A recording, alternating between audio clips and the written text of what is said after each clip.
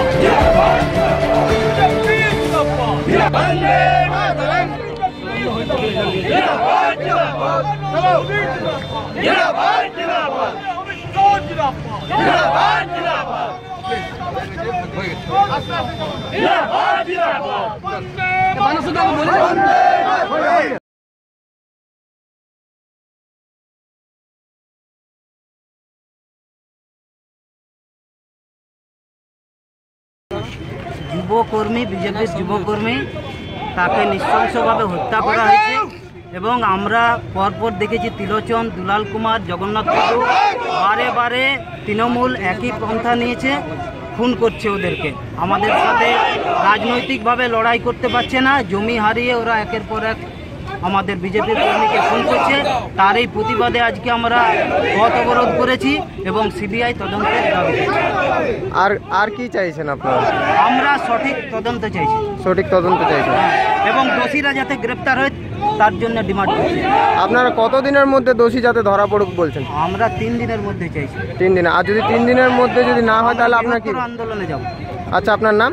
বানেশ্বর মুখার্জি, বিজেপির জেলা সম্পাদক। ধন্যবাদ।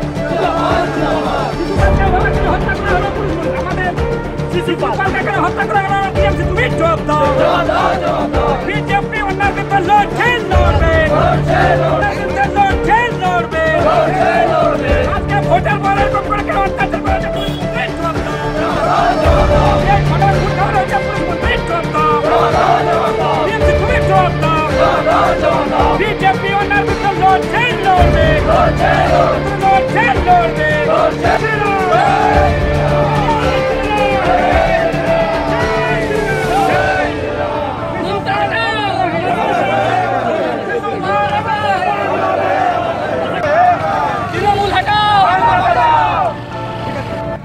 এই যে আপনারা পথ অবরোধ করলেন, এই বিষয়ে একটু বলুন। তো আজকে পঞ্চায়েত ভোট থেকে শুরু হয়েছিল। আমাদের পঞ্চায়েত ভোটের নমিনেশনের সময়ে ত্রিলোচন থেকে শুরু করে দুলাল কুমার থেকে শুরু করে জগন্নাথ টুডু তাদেরকে হত্যা করা হলো। আমরা তার প্রতিবাদ করেছিলাম আমরা বলছিলাম যে ন্যায্য কে হত্যা করলো, কে জড়িত, তার বিচার চাই। এখন আপনারা কি চাইছেন? আমরা এখন চাই শিশুপাল শহীদ যে হত্যা করা হলো, একেও টাঙিয়ে দেওয়া হলো, খুন করা হয়েছে, এবং আমার বিশ্বাস বা আমাদের বিশ্বাস যে এখানে সমস্ত টিএমসিরা জড়িত আছে এবং সেটা পুলিশ প্রশাসনের মদতে আছে। তা না হলে আজকে বারবার ঘটনা ঘটছে কেন? আমরা এই জন্যই দাবি করেছিলাম যে মানুষের কাছে তুলে ধরা আমাদের আজকে পথে নামতে বাধ্য হয়েছি। আজকে আমাদের এই যে রাস্তা অবরোধ করা হচ্ছে, মানুষের অসুবিধা হয় আমরা বুঝি, কিন্তু আজকে বাংলায় না আছে নিয়মকানুন, না আছে গণতন্ত্র, আর সেই জন্যই আজকে পথে নামতে আমরা বাধ্য হয়েছি আর প্রতিবাদ করতে বাধ্য হলাম। যদি আমাদের দাবি সিবিআই সঠিক লোককে ধরুক, যারা হত্যাকারীকে ধরুক, এবং আমরা যদি তা না হয় ভবিষ্যতে আরও আমরা পথে নামতে বাধ্য হব বলে। আপনার নাম? কমলাকান্ত হাসদার, জেলা সাধারণ সম্পাদক।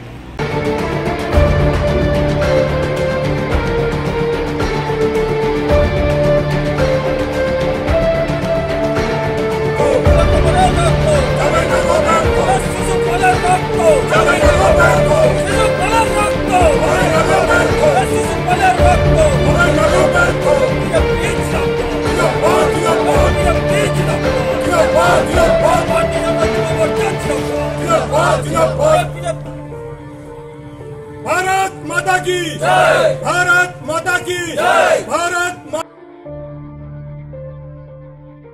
যারা এই ভারতীয় জনতা পার্টির যে পথ অবরোধের কর্মসূচি নেওয়া হয়েছিল, সেই কর্মসূচি আজ গোটা জেলা জুড়ে পালন করা হয়েছে।